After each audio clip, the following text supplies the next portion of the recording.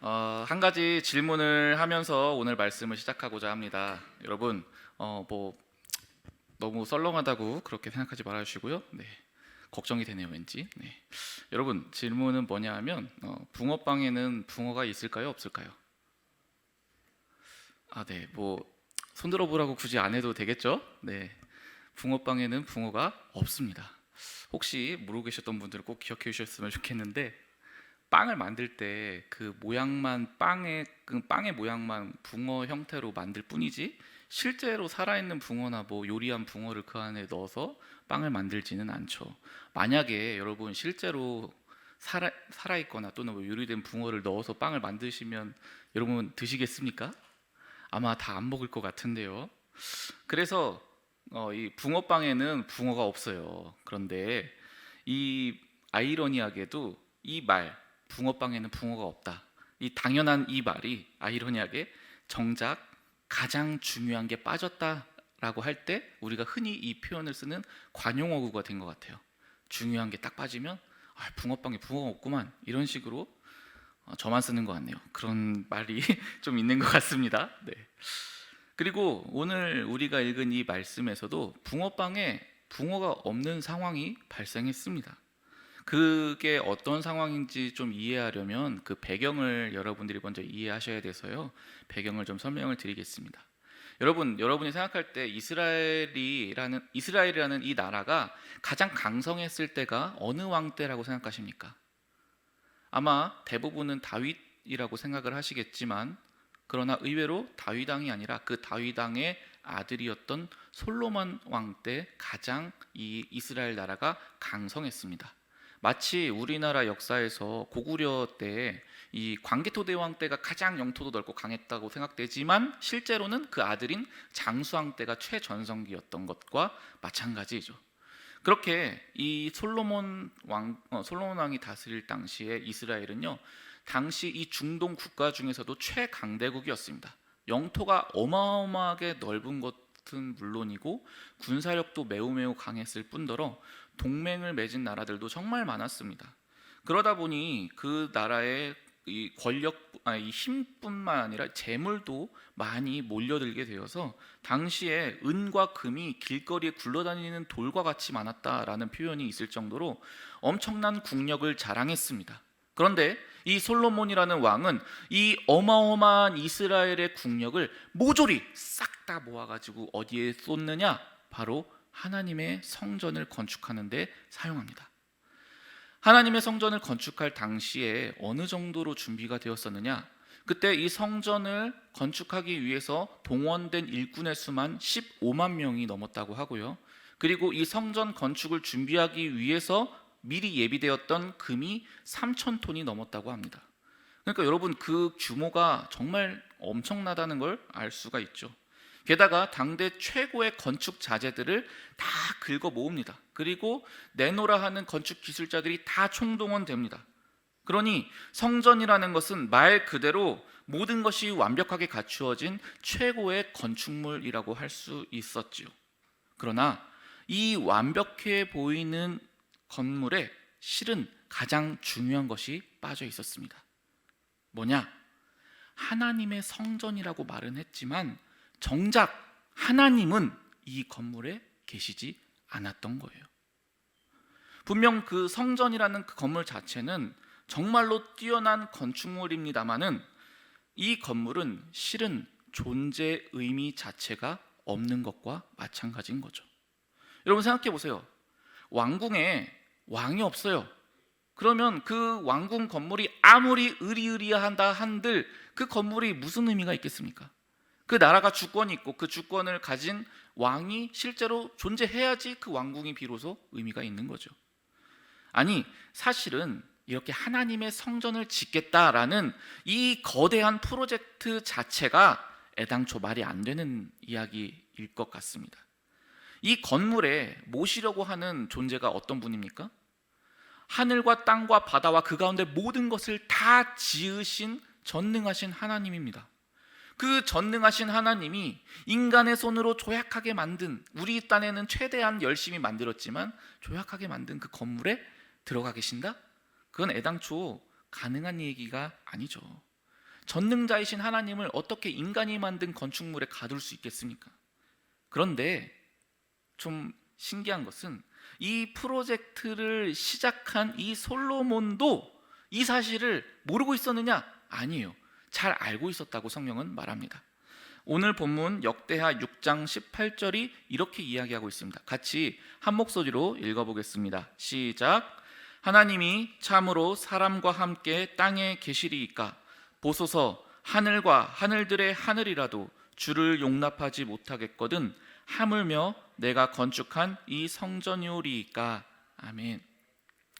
솔로몬은 너무나 잘 알고 있었어요. 하늘과 하늘들의 하늘이라도 주를 용납하지 못할 텐데 하물며 제가 손으로 건축한 이 성전이 어찌 감히 하나님을 모실 수 있겠습니까? 라고 말을 합니다. 여러분, 성전이 성전으로서의 의미가 있을 수 있다? 그것은 건물이 크고 화려해서가 아닙니다. 오직 하나님이 거하심, 즉 하나님의 임재가 있을 때에만 성전은 비로소 의미를 가지게 되는 거죠. 여러분, 한국 교회에는 크고 웅장한 건물을 가진 곳이 참 많이 있습니다. 그곳에는 저마다 최고의 시설과 프로그램들이 준비되어져 있고 그래서 많은 사람들을 불러 모으고 있습니다. 반면에 한국 교회에는 이렇게 큰 교회들만 있는 게 아니라 건물과 시설이 빈약하고 프로그램이 매우 열악한 아주 작은 소규모의 교회들도 있어요. 근데 그런 교회들은 점점 교인 수가 감소하고 있는 추세입니다. 아무래도 크고 웅장한 건물을 가진 교회일수록 더 믿음이 가고 신앙에 유익하리라 생각되어지기 때문이 아닐까 싶습니다. 특히 요즘에는 코로나19 바이러스 상황으로 인해서 이런 현상이 더욱 가속화된 것 같습니다. 여러분이 지금 최근 2달 동안 인터넷으로 예배를 드리셨죠? 네, 여러분은 어땠는지 묻진 않겠습니다. 제가 뉴스 기사를 하나 접했는데 뉴스 기사에 뭐라고 되어 있느냐? 이 코로나19 상황을 통해서 한국 교회에 이 변혁이 일어났다. 근데 어떤 변혁이 일어났느냐? 이제 여러 교회들이 원래 성도님들의 숫자가 있어요. 뭐 3만 명이면 3만 명, 5만 명이면 5만 명 이런 대형 교회들도 있는데 그런데 정작 예배를 드리면서 이 예배의 설교의 그 조회수가 교회들마다 판이하게 달라진 거예요. 어떤 교회들은 실제 성도 수는 더 많은데 조회수가 훨씬 적고 어떤 교회들은 한국 교회에서 유명하다고 일컬어지는 몇몇 목사님들이 계시는데 그분들의 그 유튜브 설교 영상의 조회수가 10만이 넘어갑니다. 15만, 16만까지도 있다는 그러한 뉴스 기사를 접하게 됐습니다. 저도 예전에 이제 서울에 처음 상경했을 때 당시 이제 단일 교회를 찾으려고 그때 제 기억이 나는데 나름 유명하다는 교회들을 이렇게 막 여기저기 탐방 다녔던 기억이 납니다. 근데 그 모습이 지금 생각해 보면 꼭 그런 것 같았어요. 마치 푸드코트에 가서 여기 시식해보고 저기 시식해보고 그러다가 입에 맞은 음식이 딱 나타났다? 그럼 그 음식을 사는 것 같은, 제가 꼭 그렇게 행동했던 건 아닌가 그런 생각이 좀 들더라고요. 근데 그렇게 돌아다녔습니다. 이유는 뭘까요? 물론 좋은 교회를 찾아서 좋은 교회를 다니고 싶기 때문이었죠. 아마 지금 이 순간에도 수많은 사람들이 좋은 교회를 찾아다닐 겁니다. 온라인에서도 오프라인에서도. 여러분, 여기서 저는 한 가지 질문하고 싶습니다. 그렇다면 좋은 교회란 어떤 교회입니까? 한 가지 확실하게 말씀드릴 수 있는 건 좋은 시설, 화려한 건물, 많은 프로그램이 갖추어진 교회를 다니는 사람들도 영적인 만족과 기쁨을 누리지 못해 답답해하는 사람들이 매우 많다는 사실입니다. 의리의리한 교회를 다니고 있어요. 그런데 그런 영적인 갈급함을 느끼면서 힘들어하는 사람들이 의외로 많이 있습니다. 구약에 보면 룻기라는 책이 있습니다. 이 룻기의 이야기는 어떤 내용을 다루고 있냐면 베들레헴이라고 하는 한 동네에 어느 가정이 있었어요. 근데 그 가정에 먹을 것이 똑 떨어집니다. 그래서 먹을 것이 없으면 어떻게 됩니까, 여러분? 굶어 죽어요. 그래서 굶어 죽을 수는 없잖아요. 그러니까 먹을 것을 찾아 이웃 나라인 모압으로 가족들이 이사를 갑니다. 그렇게 피난 가면서 시작되는 이야기가 바로 룻기의 이야기인데요. 여러분, 여기서 아이러니한 건 뭐냐 하면 이 베들레헴이라는 이 말 히브리어는 어떤 뜻이냐? 바로 빵집이라는 뜻입니다. 빵집. 그러니까 빵 파는 곳, 빵가게라고 생각하시면 돼요. 근데 여러분 생각해 보세요. 이 빵집에 빵이 없어진 거예요. 여러분 그런데 생각할 수 있겠습니까? 빵집에 빵이 없으니까 이 룻의 가정이, 이 나오미의 가정이 할 수 없이 다른 외국 땅으로 딴 데 가서 빵을 구하려고 간 거예요. 그런 상황이 바로 이 룻기의 내용입니다. 여러분 빵집에 빵이 없으면 그게 무슨 빵집입니까? 자꾸 빵빵거려서 이상한데 저도 말하면서 되게 이상하네요. 자, 여러분 빵집에 있어서 가장 중요한 게 뭡니까? 빵집에 있어서 아주 훌륭한 인테리어? 프랜차이즈? 뭐 여러 가지 다 있겠지만 여러분 가장 중요한 건 빵이 있어야 되는 겁니다. 빵집에 사람들이 왜 옵니까? 빵 먹으러 오는 거죠. 빵이 언제나 자꾸 이상하지? 네. 빵이 언제나 새롭고 신선하게 충분히 준비되어 있어야 빵집은 비로소 그 존재의 의미를 갖게 되는 거죠. 그렇다면 여러분 우리에게 있어서 빵집은 어딜까요? 예배의 자리가 있는 하나님의 성전이 바로 빵집 아니겠습니까? 그렇다면 빵은 뭘까요, 여러분? 빵. 바로 하나님의 임재가 아니겠습니까? 하나님의 성전 안에서 여러분들이 지금 와서 앉아 계시고 또 온라인으로 예배를 드리고 있는데 그 예배의 자리에서 정작 여러분 개개인이 하나님의 임재하심을 느낄 수 없다면 그 예배가 도대체 무슨 의미가 있겠습니까? 여러분은 모든 예배의 자리에서 하나님의 임재를 경험하고 계십니까? 우리가 평소에 자주 쓰는 말 중에 우리는 삶의 예배를 드리는 삶의 예배자입니다, 이런 표현도 많이 쓰는데요. 여러분은 그렇다면 구체적인 삶의 자리 가운데, 삶의 한가운데에서 하나님의 임재하심을 느끼고 계십니까? 분명히 기억하십시오. 좋은 시설, 화려한 건물, 각종 프로그램 이런 것들은요 모두 이것을 돕기 위한 보조적인 수단에 불과합니다. 여러분들이 아무리 안산제일교회라는 크고 좋은 교회에 다닌다 할지라도 그것 자체가 여러분이 하나님의 임재를 경험하는 것을 보장하지는 않는다는 의미입니다. 물론 우리가 하나님의 임재를 우리 마음대로 정할 수야 없지요. 그것은 오로지 하나님의 주권에 달려있을 문제입니다. 그러나 우리가 잊지 말아야 될 중요한 사실이 한 가지 있습니다. 우리가 예배를 통해 살아계신 하나님을 만나고 경험하고 싶지만, 하나님의 임재를 경험하고 싶지만 실은 하나님께서도 예배를 통해 우리를 간절히 만나길 원하고 계시다는 사실입니다. 이게 중요합니다. 하나님도 원하고 계시다는 거예요. 주님은 지금도 한 사람의 온전한 예배자를 찾고 계십니다. 저희는 아드폰테스라는 주제를 가지고 올해 시작을 했습니다. 이제 사실 코로나 바이러스로 인해서 이 이야기를 많이 못 드리고 있는데, 여러분 이 아드폰테스 기초라는 거에서, 기초는 여기 베이직이라고 저는 표현을 했습니다. 그래서 여기 보시면 현수막에 베이직이라고 써 있죠. 그 베이직의 B가 뭐냐? 바이블이고, A가 뭐냐? 프레이고, 그리고 S가 바로 워십입니다. 즉 예배. 저는 우리가 바라봐야 될 세 가지 기초가 바로 이 성경과 말씀, 즉 말씀과 기도와 그리고 예배라고 생각했습니다. 그래서 지금 우리가 예배가 시작된 이후로 계속해서 예배에 대한 내용을 다루고 있습니다. 왜냐하면 우리에게 있어서 가장 핵심과 기초는 바로 이 예배이기 때문입니다. 주님은 아까 말한 것처럼 지금도 한 사람의 온전한 예배자를 찾고 계십니다. 그렇기 때문에 여러분, 우리는 오늘 본문 속에 이 솔로몬을 주목해 볼 필요가 있습니다.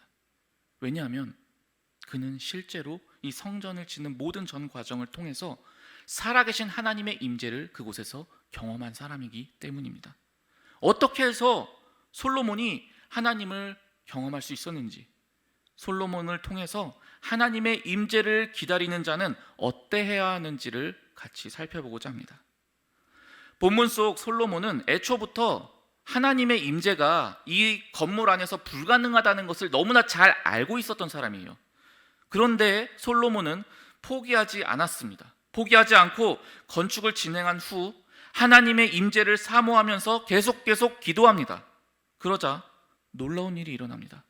앞서 제가 말씀드린 것처럼 애당초 인간의 손으로 지은 이 건축물 안에서 전능하신 하나님, 그 하나님의 임재를 경험한다는 건 애당초 불가능한 일인데, 그 불가능했던 하나님의 임재가 그가 지은 성전에 충만하게 임하게 됩니다. 여러분, 만약 이 일이 지금 우리에게도 이루어진다면, 그래서 우리 모두 지금 바로 여기 앉아 계신 이곳에서 하나님의 살아계신 하나님의 그 임재를 경험하게 된다면 얼마나 좋겠습니까? 여러분, 정말로 하나님을 만나고 싶지 않으십니까? 살아계신 하나님, 수없이 많은 믿음의 선배들을 만나주셨던 하나님, 그 하나님을 나도 경험하고 싶지 않으십니까? 그 일이 이루어진다면 얼마나 행복할까요? 바라기는 정말로 이 시간을 통해 우리에게도 하나님의 임재를 경험하는 놀라운 은혜가 임하기를 소망합니다. 그렇다면 하나님의 임재를 경험한 솔로몬은 어떤 모습으로 나아갔었느냐? 먼저 첫 번째로 보셔야 될 것은 솔로몬은 정확하게 알고 있었습니다. 다시 한번 말씀드립니다. 솔로몬은 정확하게 알고 있었어요. 좋아, 이렇게 15만 명, 금이 막 3,000톤 이상, 이 정도로 의리의리하게 지었으면 당연히 하나님도 여기 기뻐하시겠지? 사실 인간적인 생각으로는 그렇게 생각하기가 쉬운데 그는 전혀 그렇게 생각하지 않았습니다.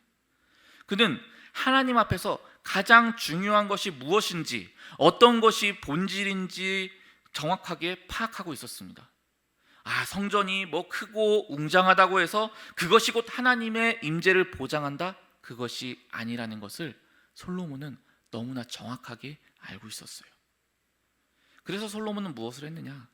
성전의 화려함과 웅장함에 자신의 마음을 조금도 두지 않고 오직 사람의 중심을 보시는 하나님, 그 하나님의 임재하심을 바라며 간절히 기도했던 것입니다. 아마 저는 그런 생각을 해요. 솔로몬이 다윗 왕한테 여러 가지 이야기를 듣지 않았겠습니까? 다윗이 어린 시절에 어떻게 됐습니까? 이 많은 형제들 가운데서 가장 작고 가장 볼품없는 막내였습니다. 그런데 하나님께서는 거기서 기라성 같은 형들은 제쳐둔 채 이 다윗을 선택하십니다. 거기서 뭐라고 말씀하셨어요? 하나님이 나 여호와는 중심을 보느니라. 하나님은 이런 분이시구나. 겉이 장되어지고 외모적인 부분을 보시는 분이 아니라 사람의 마음의 중심을 보시는 하나님이구나. 그 하나님이 나를 선택하셨기 때문에 내가 여기까지 올 수 있었다라는 그 아버지 다윗의 고백을 솔로몬은 분명히 들었습니다. 하나님이 어떤 분이신지에 대해서 그는 정확하게 알았습니다. 그래서 그는 겉으로 드러나지는 것에 자신의 눈이 현혹되지 않았고 오직 그 중심, 사람의 마음의 중심을 보시는 하나님께 집중했었던 것이고, 그래서 그 하나님의 임재하심을 바라며 간절히 기도했던 것이죠. 그러한 솔로몬의 기도는 그의 마음을 담은 간절한 고백이었습니다. 여러분, 솔로몬이 왕이 처음 되었을 때 그는 처음부터 기도로 나아갔습니다. 어떤 기도를 드렸느냐? 1,000번제를 드렸어요. 이 1,000번제를 드렸을 때 그때 하나님께서 밤에 솔로몬에게 나타나셔서 친히 응답을 주십니다. 이 경험을 솔로몬이 처음 왕이 되었을 때 한 거예요. 그리고 오늘 우리가 읽은 본문인 7장에 보면은 이 솔로몬이 다시 한번 기도하는 장면이 나왔잖아요. 그 솔로몬이 기도한 다음에 그 하나님께서 다시 나타나셔서 응답을 하시는데 중요한 것은 언제 나타나셨느냐? 이번에도 밤입니다. 이걸 보면서 하나님은 심야에 데이트를 즐기시는구나 이렇게 생각하실 수도 있는데요. 여러분, 밤에 하는 기도가 더 응답을 잘 받는다 이런 게 아니라 중요한 게 뭐냐면 솔로몬에게는 언제나 하나님과 만나는 정해진 시간이 있었다는 걸 의미한다는 겁니다. 솔로몬은 언제나 밤에 사람들과 세상의 모든 것들을 단절시킨 채 오직 살아계신 하나님께 나아가는 시간이 일회성이 아니라 계속 있었던 겁니다. 그리고 하나님께서는 바로 그 솔로몬이 정한 그 시간에 찾아와 주셨고 그를 만나 주셨던 것입니다. 그런데 이게 전부가 아닙니다. 솔로몬의 기도에는 가장 중요한 특징이 한 가지 남아 있습니다. 아까 말한 것처럼 하나님의 임재가 애초에 불가능하다는 것은 그 누구보다 솔로몬 자신이 가장 잘 알고 있었어요. 그럼에도 불구하고 그는 담대하게도 하나님께서 이 성전에 임하실 것이다라는 것을 너무나 강하게 확신합니다. 여러분, 이상하지 않습니까? 그런 전례도 없는데 어떻게 솔로몬은 그렇게 확신할 수 있었습니까?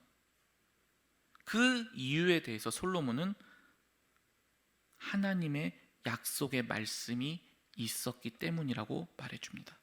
오늘 본문 역대하 6장 20절 말씀입니다. 같이 한 목소리로 읽어보도록 하겠습니다. 시작. 주께서 전에 말씀하시기를 내 이름을 거기에 두리라 하신 곳 이 성전을 향하여 주의 눈이 주야로 보시오며 종이 이곳을 향하여 비는 기도를 들으시옵소서. 아멘. 여기서 뭐라고 말하느냐? 주께서 전에 말씀하시기를. 무슨 말입니까?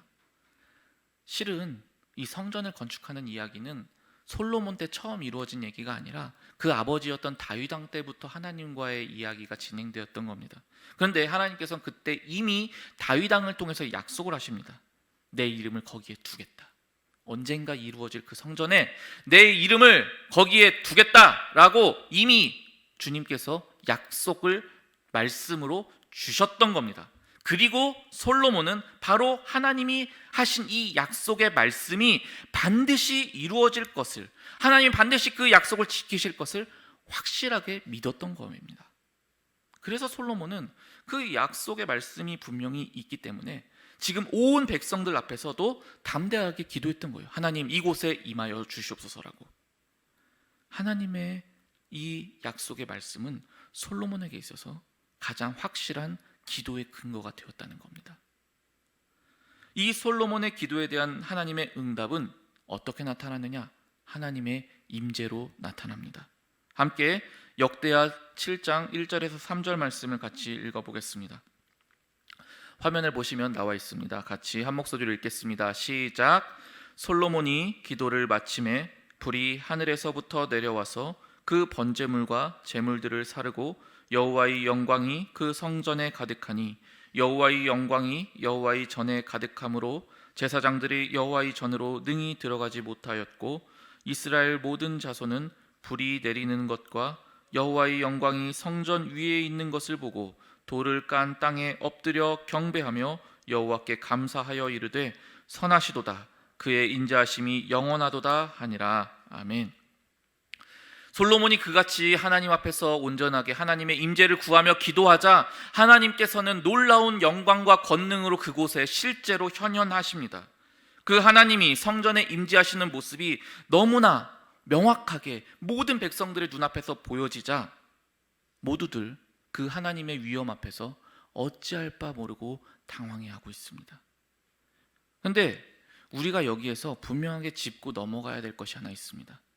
우리가 계속 처음부터 하나님의 임재 하는데 여러분, 도대체 하나님의 임재는 구체적으로 어떤 의미를 가지고 있는 겁니까? 우리는 하나님의 임재가 있어야 된다고 말을 하지만 정작 그것이 무엇을 의미하는지는 잘 모를 때가 많이 있습니다. 그런데 이 하나님의 임재가 어떤 의미인가에 대하여 하나님께서 친히 오늘 본문을 통해 우리에게 그 의미를 말씀해 주십니다. 함께 역대하 7장 15절에서 16절 좀 오늘 많이 읽죠? 여러분 그럴 때일수록 잠을 깨시고 이 말씀 가운데 주시는 하나님의 음성이 들려지시기를 바랍니다. 같이 7장 15절에서 16절 말씀 한 목소리로 읽어보겠습니다. 시작. 이제 이곳에서 하는 기도에 내가 눈을 들고 귀를 기울이리니 이는 내가 이미 이 성전을 택하고 거룩하게 하여 내 이름을 여기에 영원히 있게 하였음이라. 내 눈과 내 마음이 항상 여기에 있으리라. 아멘. 여러분 여기에서 아주 중요한 표현이 있습니다. 같이 한번 따라서 해보면 좋겠습니다. 큰 소리로 같이 따라해 주세요. 시작. 내 눈과 내 마음이 항상 여기에 있으리라. 여러분 하나님의 임재하심은 말 그대로 하나님의 눈과 하나님의 마음이 항상 이곳에 두시겠다라는 의미입니다. 그래서 이곳은 이제 온 땅과 하늘에 충만하신 그 어느 곳에나 충만하시고 편만하신 하나님께 있어서 매우 특별하고 소중한 곳이 되었다는 의미입니다. 그렇게 하나님은 이제 이곳을 하나님의 이름으로 불리도록 허락하십니다. 하나님의 성전이라고 불리게 하십니다. 성전이 성전되는 것은 건물의 특별함이 아닌 하나님의 임재하심으로 말미암습니다. 그래서 여러분들 다 아시는 야곱이 형 에서를 피해 도망가다가 돌베개를 베고 어느 날 어느 곳에서 잠이 듭니다. 그런데 그 잠에 빠졌을 때 그는 그곳에서 살아계신 하나님의 임재를 경험합니다. 그리고 그가 잠이 깨었을 때 그곳 이름을 하나님의 집이라고 해서 베델이라고 부르게 된 것도 마찬가지 이유입니다. 이처럼 하나님이 임재하신 곳은 그 장소가 어디이든 거룩한 성전이 되며 하나님의 특별한 소유가 됩니다. 그 장소가 특별해서가 아닙니다. 그 장소에 임재하신 하나님이 높고 존귀하신 왕이시기 때문입니다. 왕이신 하나님이 임재하시는 그곳이 바로 진정한 성전이 됩니다. 그리고 이 놀라운 하나님의 임재는 어떤 건물이나 특정 장소에 국한되지도 않습니다. 앞서 말한 것처럼 이 엄청난 인원이 들어가고 엄청난 재산이 들어간 이 솔로몬이 지은 성전 건물만이, 또는 이 예배당 건물만이 성전입니까? 그렇지 않습니다. 성경은 우리 자신도 성전이라고 가르쳐주고 있습니다. 고린도전서 3장 16절 말씀 제가 읽어드리겠습니다. 너희는 너희가 하나님의 성전인 것과 하나님의 성령이 너희 안에 계신 것을 알지 못하느냐. 즉 우리 자신도 성전이라는 의미입니다. 그러니까 반대로 말하면 우리 자신에게도 뭐가 필요하다는 거예요? 하나님의 임재가 반드시 있어야 된다는 겁니다.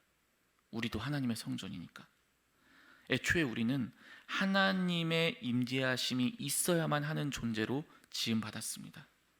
그리고 오늘 말씀을 통해 하나님의 임재는 솔로몬이 지은 건물 뿐만 아니라 바로 이곳에서 예배를 드리고 있는 저와 여러분 안에도 이루어질 수 있다는 것을 성경은 분명하게 밝히고 있습니다. 그렇기 때문에 우리의 삶에 정말로 필요한 것은 웅장한 건물이 아닙니다.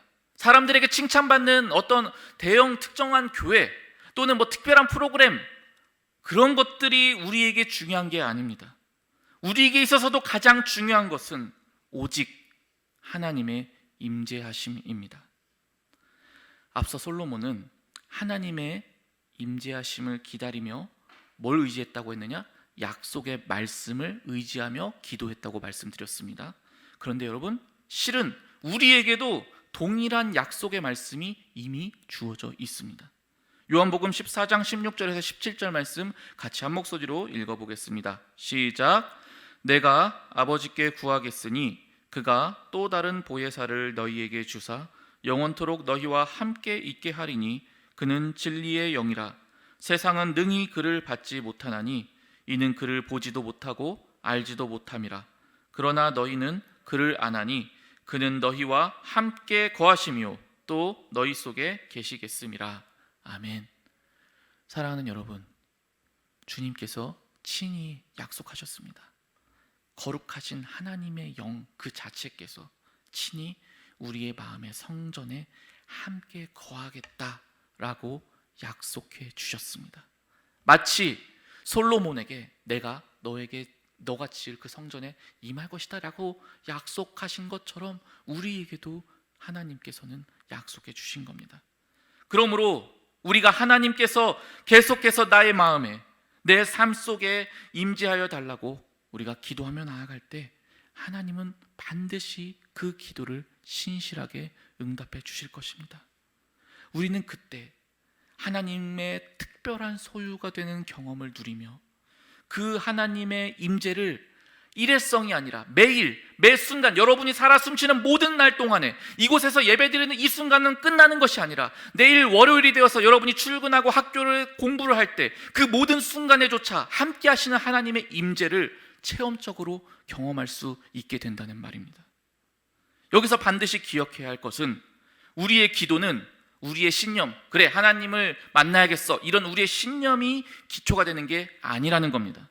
오직 하나님의 약속의 말씀과 하나님의 변치 않으시는 성품에 기초하는 겁니다.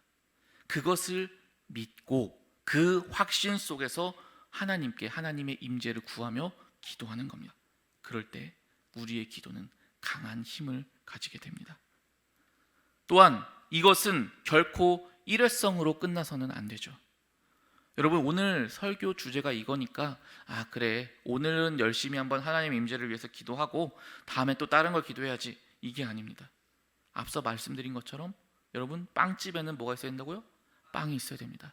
여러분의 삶 가운데 가장 중요한 게 무엇입니까? 하나님의 임재입니다. 그 하나님께서, 살아계신 하나님이 여러분들과 함께 거하시고 그분과 함께 살아가는 것, 이것이 우리에게 있어서 가장 중요합니다. 그것을 이루어지기 위해서 우리 자신이 곧 하나님의 성전이기에 우리의 생명이 이어지는 그 모든 날 동안 우리 안에는 하나님의 임재하심이, 성령의 내주하심이 계속해서 이어져야만 합니다. 그렇기에 우리도 솔로몬처럼 특별히 시간을 정하시기 바랍니다. 그래서 늘 그 주님께 이 약속의 말씀을 의지하면서 하나님, 내 삶 가운데도 임재하여 주시옵소서 라고 기도하며 살아가야만 합니다. 여러분, 이 시간 특별히 같이 하나님께 우리의 이곳에서 드려지는 예배 가운데 하나님 임재하여 달라고 같이 찬양하며 기도했으면 좋겠습니다. 우리는 매주 이곳에서 예배를 드리며 나아갑니다. 그런데 여러분, 이곳에 나오시는 그 모든 날 동안에 얼마나 살아계신 하나님을 경험하며 예배를 드리셨습니까? 아니, 오늘 이 예배 가운데에서는 여러분 지금 살아계신 하나님을 경험하고 계십니까?